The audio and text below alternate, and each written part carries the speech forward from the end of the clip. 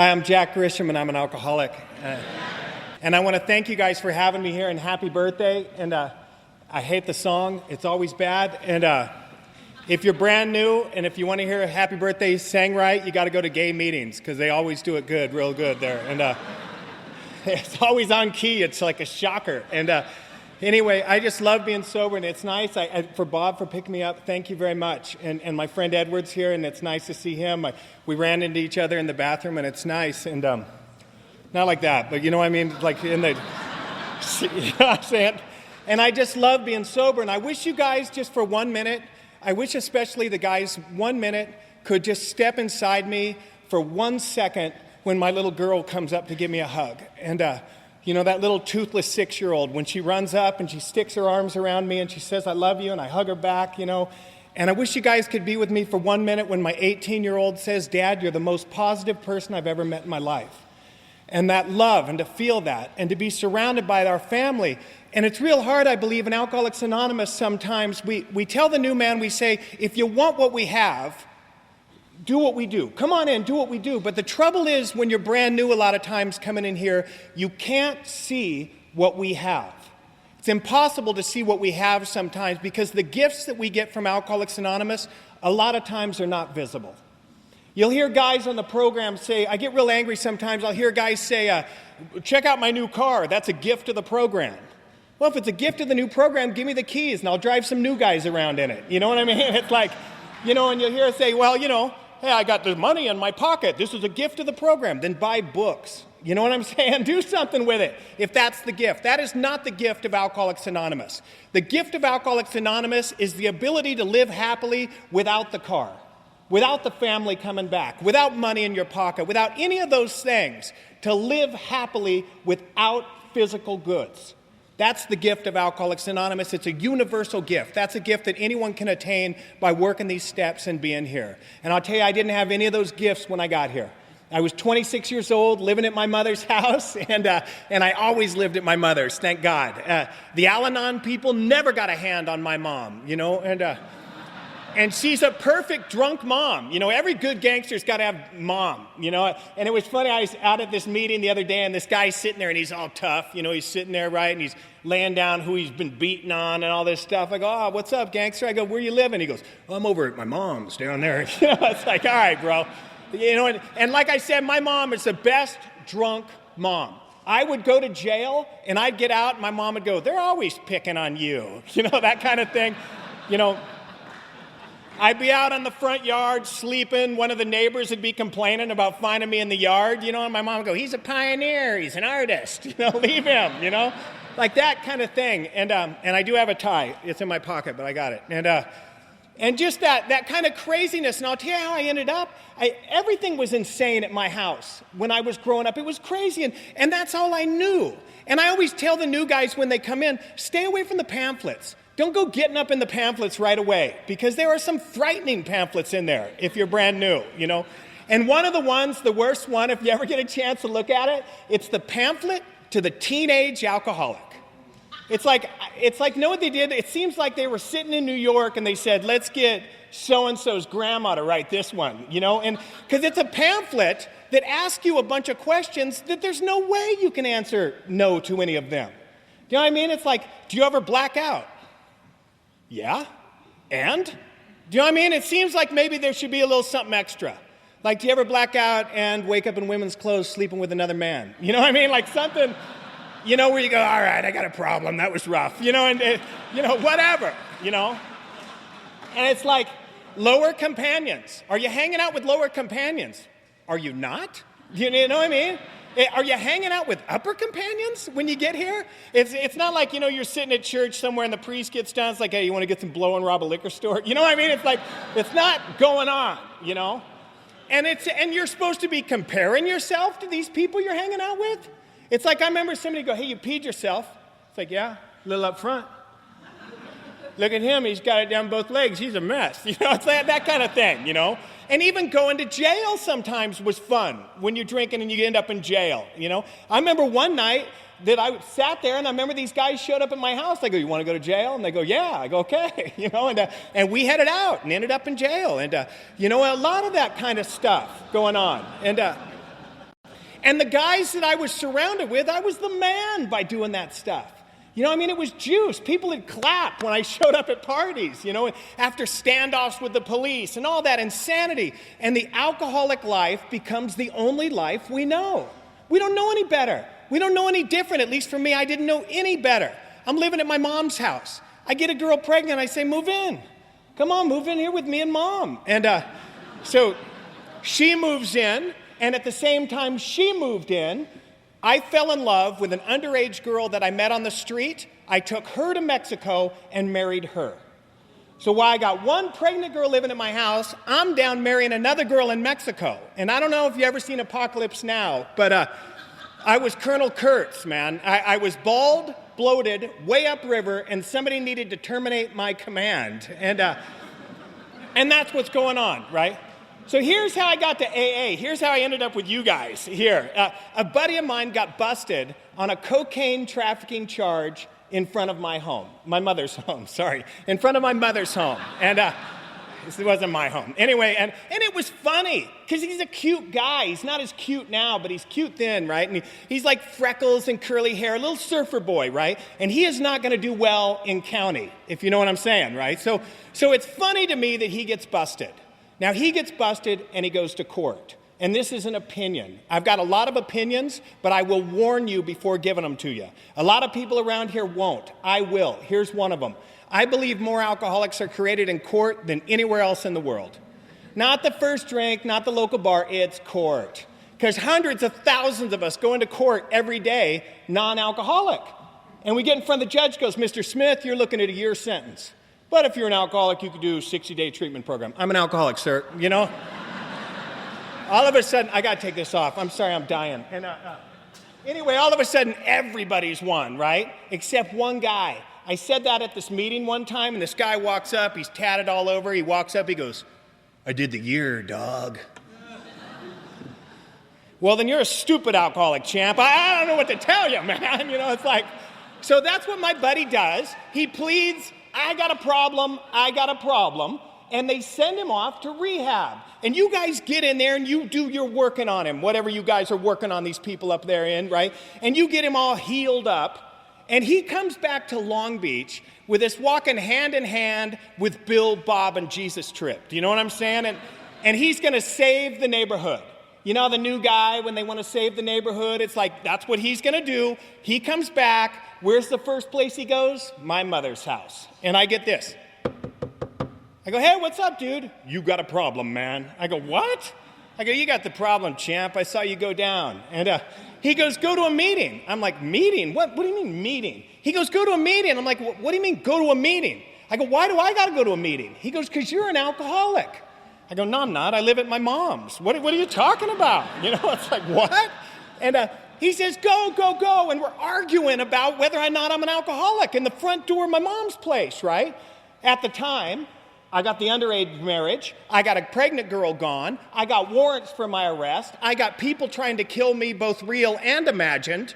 My life is a mess, right? Because some people just come in here with imaginary killers. I had real people after me. And anyway, that's another whole thing. But anyway, the girl I married hired some guys. But anyway, so big mess. I'm sitting there. He's saying, go to a meeting, you're an alcoholic. I'm like, no. And we're arguing back and forth. And for some reason, I said, yeah, I'll go. For some reason, I said, yeah. Now, why? I don't know why. I don't really like him. You know what I mean? He's smaller than me. Why am I saying yes? You know? And I said yes. And the meeting I went to was the Rap Center in downtown Long Beach. And it was the kind of meeting you push your shopping cart up out front and go inside, you know what I mean? And if a girl had most of her teeth, I was stoked. You know, it's like, yeah, she's got 3 up front. Nice, you know, that whole deal, you know. And I don't got any either, so it's all right. But anyway, so I remember walking in that meeting, living at my mother's, no money, no job, no car, nothing, mess, warrants, all this stuff. I remember walking in that first meeting, loser. Scumbag. Know that dude from school, bro. Never get high with you. And I'll tell you why I'm not like you guys. Because I'm a Cary Grant visiting drunk dude. I'm a smooth drunk. I go out and get a couple of drinks in me, and the first place it hits me is my cheeks, and I start smiling. I get a couple more in me, and I decide I want to take a walk. And I'll head off from the bar, and I head down the street, and I see a light on. I come up and knock on the door. Hey, who are you guys? I saw the light on. I'm just stopping by. Hi. It's like, that's me. I'm a visiting drunk, man. It's like, I'm the kind of drunk you find in your picnic. It's like, do you know that dude? Hey! Give me a drink, and I like you, man. Give me a drink and a pill, I won't give you a big hug. I love you, man. Give me a drink, a pill, and a line of cocaine. I want to start a business with you, bro. It's like, that's how I think. You take that out of me, I want you dead now.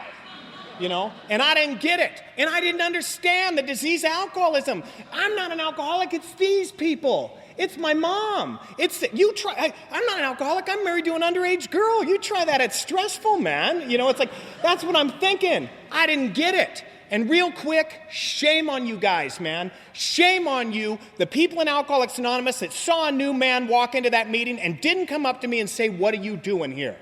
What are you doing here? Didn't come up to me, didn't stick a hand out, didn't ask me what I was doing. I am taught that Alcoholics Anonymous is my home.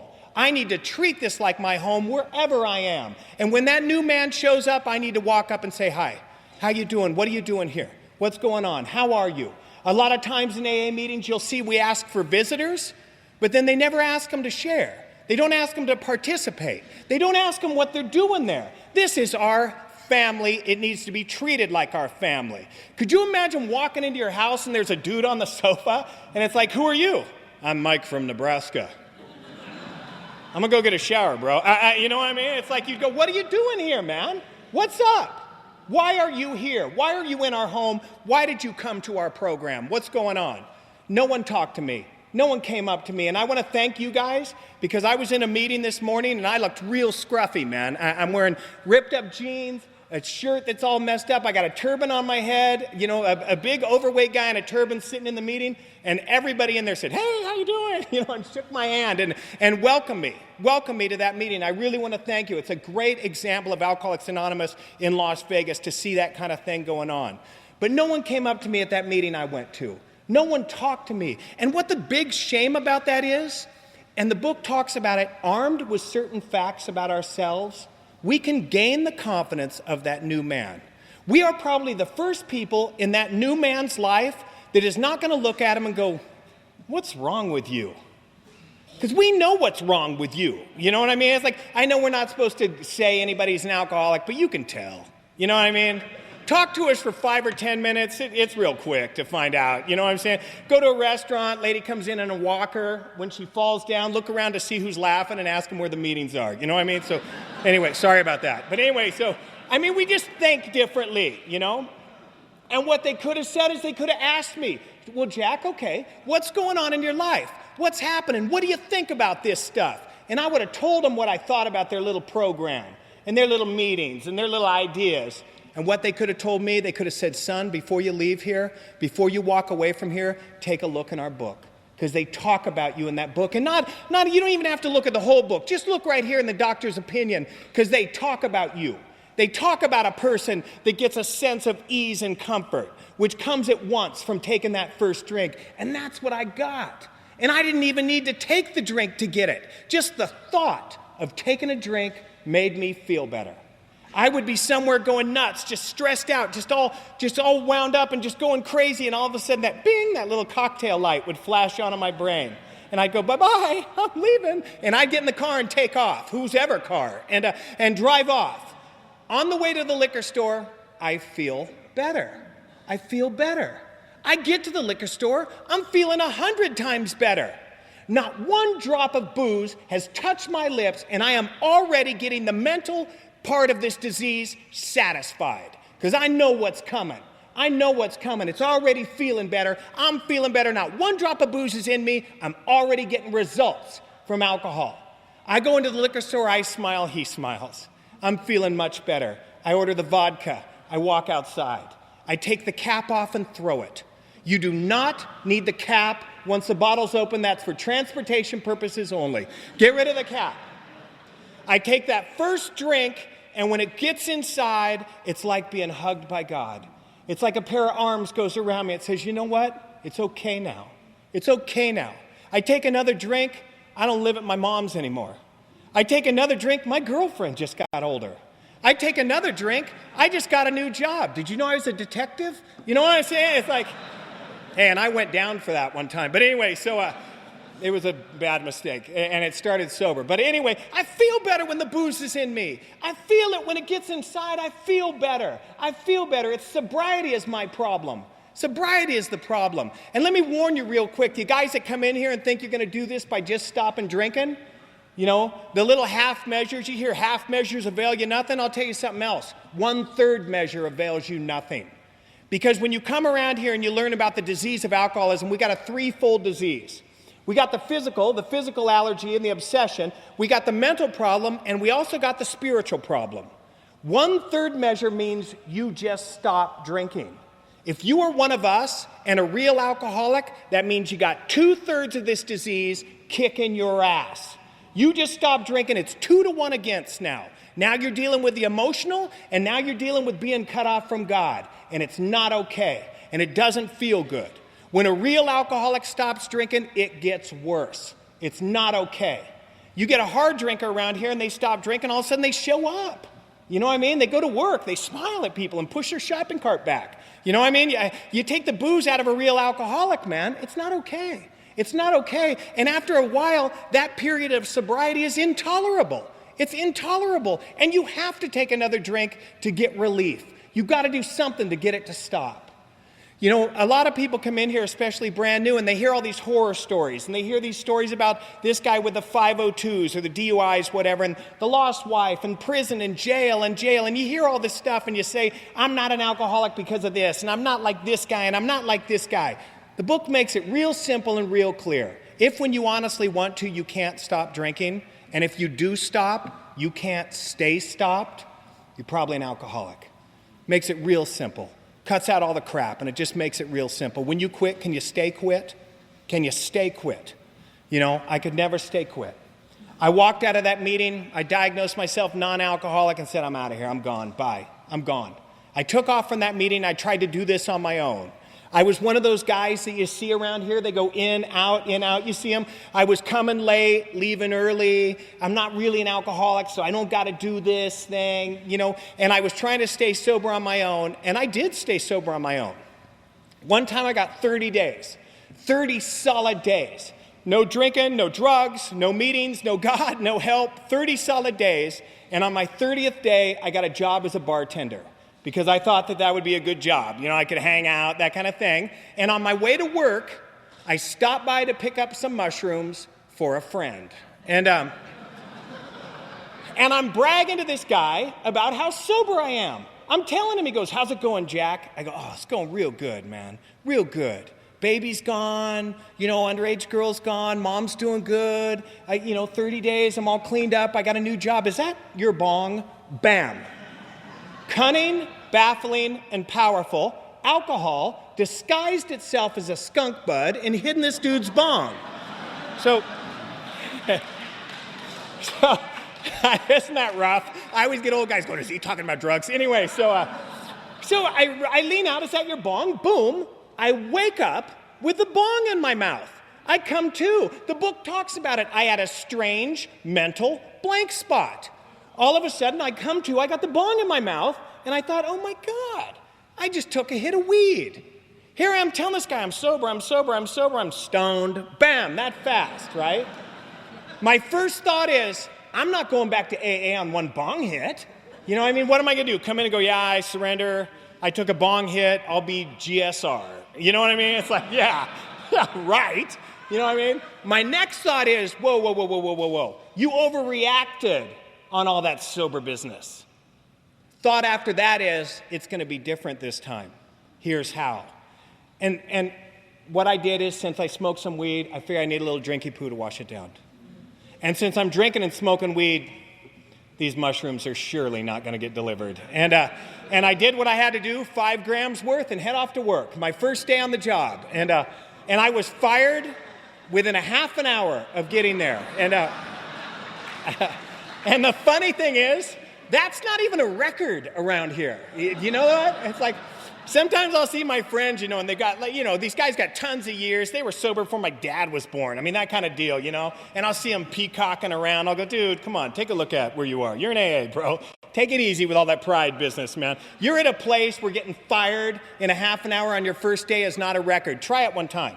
Go to a meeting, go, yeah, I was fired half an hour on my first day. Someone will raise their hand and go, I was fired in 15 minutes on my first day. And then someone else will raise their hand and go, didn't even go my first day, bro. So it's like,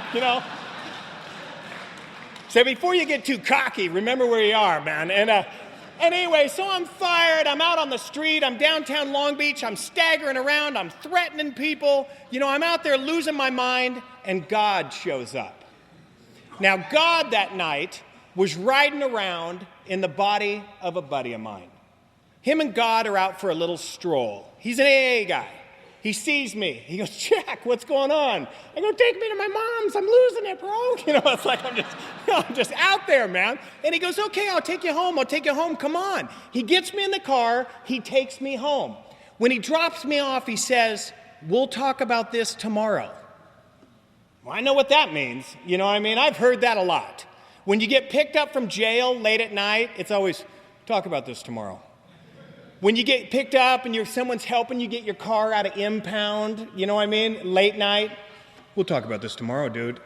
When you're stalking somebody and you're at a phone booth and the cops are looking for you and they come get you, we're going to talk about this tomorrow, man. That kind of, so I know what's coming. We'll talk about this tomorrow means lecture. And I've heard lectures my whole life, and this is a we don't drink AA guy that's seen me half-ass in these meetings, that saw me hammered, that took me home. I owe him it.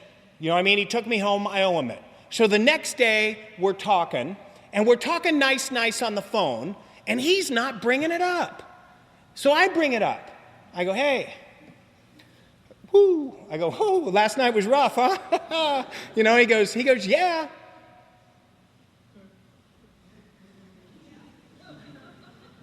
I go, hey. Whoo. That's a rough one, huh? Hey, where's the car, bro? Hey, come on, laughing. It's like, yeah, last night, huh? He goes, yeah. Know what I was waiting for? I was waiting for Jack, you're a loser. Jack, you're a scumbag. Jack, you're an animal. Jack, you're trash. I'd heard it my whole life. I've heard it from anyone that ever had any contact with me. Loser, scumbag, animal, trash. I'd heard it my whole life, and I'm waiting to hear it from this guy. Because he's a we don't drink, we don't do drugs AA guy that's seen me half-ass in these meetings, seen me coming in and out, saw me drunk. I'm waiting for the lecture, and it ain't coming. I said, hey, man, I lost my job. I'm back at my mom's. I lost my job. I got drunk. And he goes, I know, Jack. He goes, you know what? He goes, you might be an alcoholic. He goes, and if you're an alcoholic, you can't stop drinking. And if you do stop, you can't stay stopped on your own power for any length of time. That was the first time in my life that I ever heard that. I wish that guy was still here. But 2 weeks later, on November 13th of 1988, that guy went out and he tried heroin for the first time and he died that night in the car. That man's name was Don Langston. I owe my sobriety to him. A couple of years ago, I went to his grave and I laid a 15-year chip down on his grave. And I looked at the headstone, and I never realized it before, but he was only 21 years old when he died. I was brought into Alcoholics Anonymous surrounded by death. For me, I didn't end up getting sober until January 8th of 1989, and I don't know why that day. I don't know why God pulled the plug that day and said, you're done. And what God did for me that day is he pulled the compulsion away from me, but not the obsession. I still thought about drinking all the time. I thought about drinking. And thank God for Dr. Bob, and thank God for his story in the big book, because Dr. Bob also thought about drinking all the time. For years, he said he had that desire to drink for years after being sober. I mean, sometimes I'll go to an open discussion meeting of Alcoholics Anonymous, and I don't know if you've heard this a lot around here, but I'll go to an open discussion meeting, and I'll hear a man come in, and he'll raise his hand and say, I feel like drinking. And some smart ass will yell out, I got $5, go do it. Have you ever heard that? It's like, is that insane? Where else are you supposed to go if you feel like drinking? Not here, son. Don't bring that one to drink around here. Where's the drunk supposed to go if he feels like drinking? Target? I have no idea, It's like drunken aisle 9 needs to get down.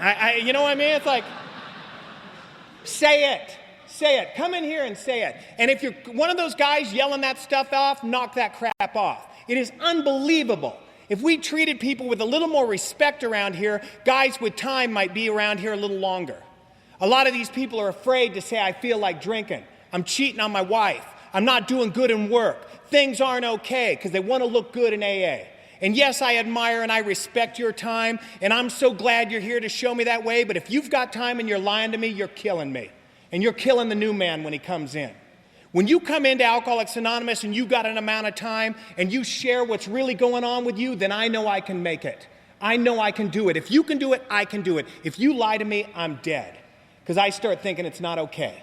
When I start hanging around here sober and all of a sudden I got thoughts going on, all of a sudden I'm thinking I'm the only one in here that thinks like this. Because I hear you guys and you guys are great. And it's always great. And every morning when you wake up, your wife smells good. You know what I mean? Sometimes mine doesn't, and you know, and it's all right. And knowing that, and knowing sometimes, and also with the booze thing, sometimes booze looks good. It looks good. It's like I hear guys going, I never had any fun drinking. Well, then what end of the bottle were you opening, my man? I have no idea. I was at 4th of July, we have a parade that goes down my street, right? And there's guys across the street drinking. Now, there's a dude over there, and he's got his Corona in his hand, and I'm 300 yards away, and I can see the beads coming down that thing. You know what I mean? And he's got a couple girls under his arm, and this guy, a new guy next to me, looks over and goes, sure glad I'm not drinking. Well, what part of that looks bad? You know what I mean? It's like, dude, you know what I mean? I'm not looking over there and seeing him peeing himself, you know what I mean, and puking and losing his job. I see him with a couple of ladies, you know, and with a cold drink, you know, and just that thought. But if I can say it to you, if I can tell you that this is what I think, that this is what's going on, that I struggle with work sometimes, and that sometimes it is hard to work these principles and to do these steps, it's okay. It's okay if I can tell you, and if you can tell me, it's okay. It's okay. You know, thank God I was raised by guys that told the truth. I was raised by guys that told the truth. They never held back. They never lied to me. Those were the men I was raised by, and thank God for those guys for doing that for me. Like I said, I ended up getting sober on January 8th, but looking back from that relapse, I learned a ton of stuff from that relapse. One of the first things I learned from that relapse is this just don't drink crap. If you come in here and you hook up with someone that's telling you to just not drink, just get away from them fast as possible. That is not the program of Alcoholics Anonymous. And if you want to look in the 164, the words just don't drink don't even show up in there. As a matter of fact, it says, go get down, try some, you know. Get yourself thoroughly convinced, champ. The words just don't drink don't show up. And as a matter of fact, if you look at these steps, the big book already assumes you're done drinking when you start these steps. Because if they didn't, there'd be tapering off steps on there. You know what I mean? I mean, like step 1 would be get enough booze for the weekend. You know what I'm saying? Like, you know, step 2, shut off the phone. You know, step 3, begun to taper. No, man. It talks about, are you done? Are you done? Are you thoroughly beat? Are you frustrated? Are you in despair? Are you terrorized? Are you bewildered? Have you tried every possible scam there is to feel better and none of them have worked? Because when you've done all that, come on, get on this because these work. These work. Get yourself thoroughly convinced. Get thoroughly convinced. And let me tell you something, Alcoholics Anonymous is also a scam. A lot of people use Alcoholics Anonymous as a scam. I'm going to just come in here and get my court card signed and get on up out of here. I'm going to come in here just to get the cord off my back, just to get the wife to leave me alone, just to get my kids back. I'm going to get my kids back. I'm going to come in here and get my kids back. That's all a scam. It's all a scam. It doesn't work. It doesn't work unless something changes inside and you come into Alcoholics Anonymous because you want to be here, because you want this thing. Alcoholics Anonymous is not a punishment. This is not a punishment. I remember when my daughter was going through her deal, I never once said, get your ass to a meeting, because I don't want her to do that. I want her to come here because she sees results. I want her to come here because this is where it's happening, not because Dad's making me go to a meeting. I mean, one of the opinions I got is this court card deal. I know a lot of people get saved by coming in here in court cards, but I wish we had a box outside that said, hey, you can get your court card signed right here. And if you want to come in, come on in. Come on in here, you know, because hopefully you hear something. a change of heart. Hopefully something comes over you. You know, and that was one of the things I learned about that relapse is just don't drink and stuff. If you're a real alcoholic, you got to do a ton of stuff other than just not drink. A ton of stuff. Look at the big book of Alcoholics Anonymous. Bill and Bob were always just not drinking, and they just got drunk every time. Every time. You know, we tell the new guys a lot of times when we come up to the new guys in here, I mean, think about the stuff we really tell the new man when he comes in. When the new guy comes in, sometimes we'll say, you know, get yourself a sponsor with time. You get a sponsor with time if you want to stay sober. Well, think back to the beginning of our program. Those are things that weren't even available to our founders of this program. They got nobody with time. You got a guy with 6 months helping a guy with no months. Okay, nobody's got time. One of the other things we suggest to the new man is, you better get that book. You study that book, son, if you want to get sober. Study it up. Study it up. Bill and Bob had no book. They got no book. They got nobody with time, and they got no book. Now what? Go to meetings every day. You better go to meetings every day. No meetings. No meetings, no book, nobody with time. Now what? Why did they stay sober? Why are we sitting here because of what those guys did? If you want to study the book, study what they did. Not just remember in words. It's great to cop a few phrases and yell out some stuff at us and stuff. Look at what they did. They got off their asses right away. They started reaching out, starting sticking a hand out to the new man, starting getting involved right away, learning to get out of self. And you'll hear guys come in here and say, well, you can't give away what you don't have. Of course you can't. Of course you might not be able to discuss all the steps with the new man. Of course you may not be able to discuss the traditions with the new man. But know what you can say when you're brand new? You can walk up to that new guy that's losing his wife and kids. That new guy that just lost his job. That new guy that's losing everything in his life. And you can walk up and say, I know what it feels like, man. I'm losing my wife and kids too. I'm losing my job too. I don't know what to do either, man. And that common thing clicks up. That common thing happens. I heard this guy one time, it was great, one of my sponsee guys, and I don't even call them sponsees, one of my special friends. This guy, somebody said, do you want what your sponsors got? And I'm waiting to hear this guy talk nicely of me, you know, and the guy goes, nope, don't want what he's got. You know? I go, what? And he goes, I didn't get my sponsor because I want what he's got. I got my sponsor because he's got what I got. That's why I got my sponsor. Because when that guy calls me, I understand. When that guy calls me, I know what it feels like to be him. I know what it feels like to be hurt, to be confused. That's why that guy got me as a sponsor or a friend, to be there for him, you know, to understand him, you know. And I'll tell you, that was one of the first things. The other thing I learned from that relapse is to be kind, to be kind. You know, I don't understand where this thing in Alcoholics Anonymous, where this disrespect of the new man ever came from. How can you possibly disrespect? The book says we don't talk down to people. We don't treat people with disrespect. That is not the program of Alcoholics Anonymous. If someone is treating you with disrespect, get away from them. They're not working a program. That's not what we're about. Alcoholism is a disease. It is a disease. You can't yell it out of a man. You can't belittle a man into being sober, and you can't lecture a man into being sober. The big book knew that. If I could get sober through a lecture, I would have got sober in 3rd grade, man. You know what I mean? The first time, it's like, you're right, sir, I'll never do it again. You know, it's like, doesn't work with us. The big book knew that, and it says we don't treat people like that. Study the book. Look what it says, how we treat the new man. We treat him with respect.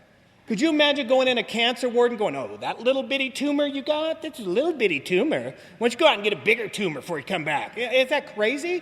It's crazy, but it's the same thing. Alcoholism is a disease. You know, to treat people with kindness. And I'll tell you, one of the most beautiful things that in the big book that I just love dearly, a great example of that is in Bill Wilson's story. And it's when Bill's still drinking, and his buddy Ebby, if you're new, Ebby was one of Bill's partners, you know, his pals, and he loved Ebby, and they used to drink together. And Bill's in New York, and he's drinking at the time, right? He's hanging out in New York, and he's drinking, and Ebby's coming by. Well, Bill's stoked. It's his drinking buddy. You know what I mean? Bill starts going, I remember when we got a plane. This is going to be good, man. Ebby's coming by. This is nice. Ebby shows up sober. All right, that's weird. You know what I mean? Bill's tripping. It's like, hey, I thought this guy was in an asylum or something. You know what I mean? It's like, and he shows up sober. All right, that's weird. Okay. Then Bill finds out that Ebby's got religion. That's frightening. Do you know what I mean? Could you imagine having all the booze out on the table and whatever else you got laid out, and your buddy's coming over and he shows up with a Bible in his hand? It's like, hey, you're going to have a bad time, man. You know what I'm saying? It's like, unless you got some acid, this is going to get rough, man. And after that, Bill Wilson says, he looks at him, and he says, oh, well, let him rant. The old boy's looking good. Let him rant. Hopefully, my gin will last longer than this old boy's ranting. And then right after that, he says something that's so important. God, it wouldn't have been in the book if it wasn't so important. But it said, but he didn't rant at all. In a matter-of-fact way, Ebby said, Bill, check me out, man. Some guys picked me up from court. They showed me a spiritual way to live. They helped me out. Look at me, man. Look at me. And Bill looked at him and saw something in his eyes and said, I want that. I want that. And that's why we're here. Attraction, not promotion. He saw it. He wanted it. That's why we're sitting here, because of that. It doesn't say that Abby came over and caught Bill drinking and said, Bill, you're a scumbag. Bill, you're a loser. Bill, you're trash. He said, want some, get some. He didn't walk over there and say, Bill, goddammit, you're not going to date in your first year. You know what I mean? He said, none of that. He said, do you want some? Come get some. Look at it. And that's why we're sitting here. I go in a lot of hospitals. I go in a lot of institutions. And I'll tell you, one of the most successful 12-step calls I ever made in my whole life had nothing to do with the Big Book of Alcoholics Anonymous or the program in any way. However, it had everything to do with the program. I was at this Mother's Day art festival in Sunset Beach, and it's by my house, and that's where we used to go, and, we get drunk, and then you bring home broken gifts for Mom later on, and, my mom's still got a frog I gave her with no legs. It's broken, and it's in a position of honor at my mother's house, and she's always like, remember when you got me the frog? It's like, no, I don't. It looks good, Mom. Love it, that kind of thing. So I'm down there this one day, and I'm sober for 6 years when I'm down there. And I've been around you guys, and I've been doing this thing. And I'm walking down, and they're real tight aisles, about as tight like this between these booths. And I'm walking down, and here comes one of my old victims coming the other way. A guy I used to humiliate, abuse. One time I kissed this guy in the mouth in front of a bunch of people, called him a little sissy. I go, I'll just give you a little kiss, baby. Come here. Humiliated this guy. He wanted me dead. And it was like when he saw me, I don't know if you've ever seen Fridays, but it was like Debo's coming. You know what I mean? He's hiding his stuff, and he sees me. He can't get away. I'm walking. I look at this guy. I see him. I go, hey. I go, how you doing, man? It's good to see you. And I kept walking. And the guy goes, what? What was that? He walks over to these people. He goes, hey, I just saw Jack. He's not drunk. He didn't threaten me. He's not beating on anybody. What's going on? He smiled and said hi to me. And they go, oh, he's over there, that AA cult. He's hanging out with those guys down there, right? Well, the next morning at 7 a.m., that guy was sitting on the steps at our morning meeting. He's been sober ever since.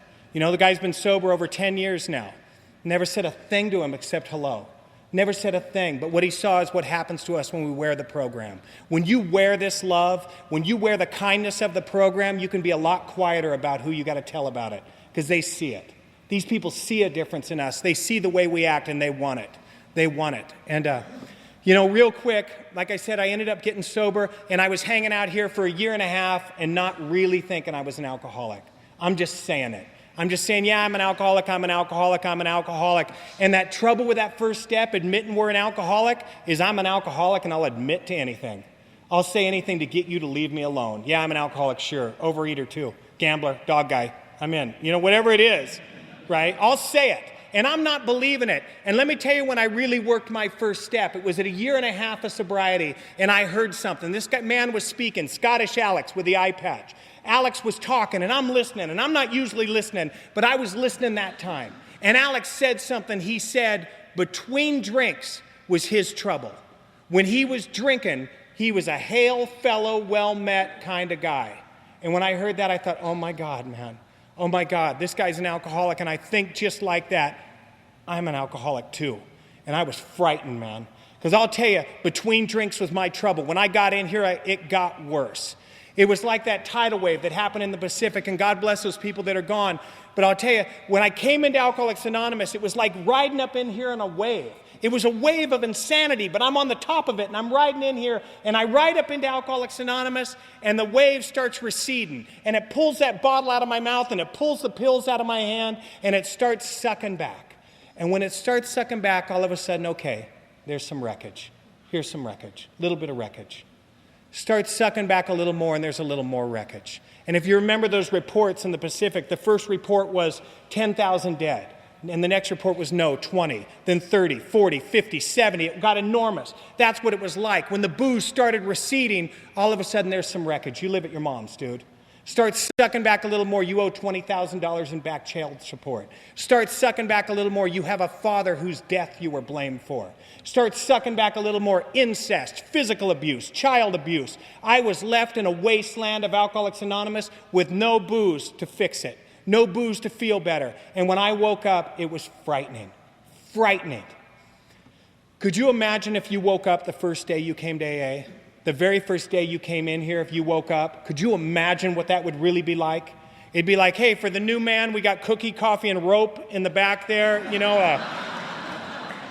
I mean, because when you wake up to what you have done to people, it is sickening. When you wake up to what you've done to the people that care for you, the friends, the family, the people you are never going to see again, when you wake up to that, it is frightening, it is sickening, and it is not all right. And when you really wake up and that first step comes in your heart and you realize what you've done to people and you get that change of heart, all of a sudden you never ever need another man to tell you to go to a meeting again. Never ever. Because you know this is going to save your ass. When you wake up and you really see what you are, you start diving in here and those steps become something that you want to do. If somebody's making you do them, don't do them, man. You know what I mean? Don't do them. Do them because you want to do it. Do them because you're in here. Do them because you know this is a way out and it's going to be okay. Make amends to these people because what you did was wrong. What you did was wrong and you hurt these people and they deserve your respect. And I'll close with this. I got a couple of minutes, man. I want to talk about God. And God was something that was very frightening to me. I've done a lot of creepy stuff, man. I was involved in a punk rock band my whole life. And, I broke into churches, dug up graves, kidnapped people. I mean, I did a lot of evil, frightening stuff to people. I was not a nice guy to run into a lot of times. And I knew any God out there wanted me dead. He just hadn't gotten around to it yet. And I was afraid. I had a damning, leg-breaking God. And what I was taught here is instead of turning my will and my life over to the care of that God, turn my thoughts and my actions over to the care of Alcoholics Anonymous. Start here. Start here. Turn your will and your life, your thoughts and your actions over, and your understanding of God will come. The Big Book talks about it in page 55 in the chapter to the agnostics. It says, through this stuff, the consciousness of the belief in God that is inside us will show up by doing these steps. A lot of people want to do the third step backwards. They want to understand a God, then turn their will and their life over to Him. But how can you understand a God when you don't come in here with a lot of godly attributes? You're not loving, not kind, not compassionate, not unconditional. We learn those things through doing the steps of Alcoholics Anonymous. And by doing those steps, God shows up. And God always shows up. I found my God through my little daughters, man. I first got introduced to my God by my 18-year-old, and I got baptized by my other one. And I'll tell you that story real quick. I'm a Christian now, and I'm not a scary Christian. You know what I mean? I'm not going to make anybody submit, and you know what I mean? I don't got any opinion on outside issues, none of that. It's just, that's what I do. That's my deal, and I'm okay with it. And I found that God through you guys, but I've never been baptized. And I always wanted to be baptized. I thought, hey, I need to be baptized, right? So I asked Father Leo. A lot of you guys know Leo. I'm friends with Leo. And I said, hey, Leo, will you baptize me? And he's like, oh, sure, Jack, man. Yeah, like Leo is. And so we're talking about it. And I thought maybe he could give me a little dip over by the coffee pot or something. I don't know, whatever he works out. And then he said to me, he goes, Jack, he goes, anyone can baptize you. Anyone can. And so I'm thinking, wow, I didn't know that, and I got thinking about that, right? So I'm at the house one night, my wife and I are in the kitchen, I go, hey, I'm going to go baptize the kid, man, and because my little one, my 6-year-old, so I go in there, and I walk in, and there she is laying in bed, and I smile, and I come up, and because I tuck her in at night, and I say, hey, sweetheart, is it okay if I talk to you about God? And she goes, yeah, of course, man. And I go, God loves us and that we're all His kids and we're together and that we need to look out for one another. And she goes, yeah. And I go, and you know how much God cares for you? And she goes, yeah, I do. I go, do you mind if I mark you as one of God's kids? And she goes, no. And she doesn't have any teeth, right? There's no little teeth there. And so I had gotten this water in the kitchen. I asked God to bless it. I said, please bless this water, God. You know what I want to do with it. So I had the bowl of water, and I dipped my fingers in, and I lean over my little girl. I say, I baptize you in the name of the Father, the Son, and the Holy Spirit. And I lean over, and I give my daughter a kiss, and I give her a hug. And I turn around to start to walk away, and she goes, can I do you? And I go, yeah, man, yeah, come on, and I get that little water, and that little girl dips her fingers in, and I ended up getting baptized by my 6-year-old. And I tell you, I couldn't have had a better person to do it. A sweet, loving, innocent girl that's never seen her father drunk, that's never been hurt by her daughter, never abused, never raped by her father, never hurt, because that's how I grew up with, and I don't do that anymore because of you guys. The gifts of Alcoholics Anonymous are unbelievable. And sometimes I'll hear guys come in here and they'll say, I paid for this seat. I paid for this seat. I doubt it. I mean, that's such an alky thing to say. I paid for it. Yeah, I bet you did. Let's ask your wife who paid for that seat, champ. You know what I mean? Let's make a call to your parents and find out who paid for your seat in Alcoholics Anonymous, because I sure bet it wasn't you. It was probably anyone that ever loved you. Anyone that ever cared about you, anyone that ever was next to you paid for your seat in Alcoholics Anonymous, and they paid dearly. And for that, you owe them. This crap about Alcoholics Anonymous being a free gift is a joke. This is not a free gift. We look at our 7th tradition, it says that we need to be self-supporting through our own contributions. We also need to be spiritually self-supporting. We need to pay for this gift. I see these guys come in here and they take from Alcoholics Anonymous. They get their wives back, the kids, the jobs. They get everything back, and they turn and they walk away from us. And they leave us. They take what we have and they leave. And after a while, they feel miserable. And they come back here miserable, if they do come back at all. And they raise a hand and they say how miserable they are. You want to know why you're miserable? Because you're a leech, man. That's why you're miserable. You have taken from Alcoholics Anonymous and you do not give back. Alcoholics Anonymous is like a credit card being given to us by God, and God expects payment. And that payment is the destruction of self. The whole purpose of those steps is so you can be a better servant to God and your fellows. The 7th step talks about it. It says, why do we take an inventory? Because we want God to remove these things so we can be better servants to Him. Better servants to God. And that was something I never wanted to be. And I just want to thank you so much for the life that you've given me and the things that you have. And if you're new, there's plenty of other ways to get sober. Our book is a suggestion. Just like church is a suggestion, or yoga, or wherever you go is a suggestion. However, if you take our book as the suggestion that you want to stay sober, then there's a ton of stuff you must do. You must follow those directions of our suggestion to stay here. And I want to thank you for having me.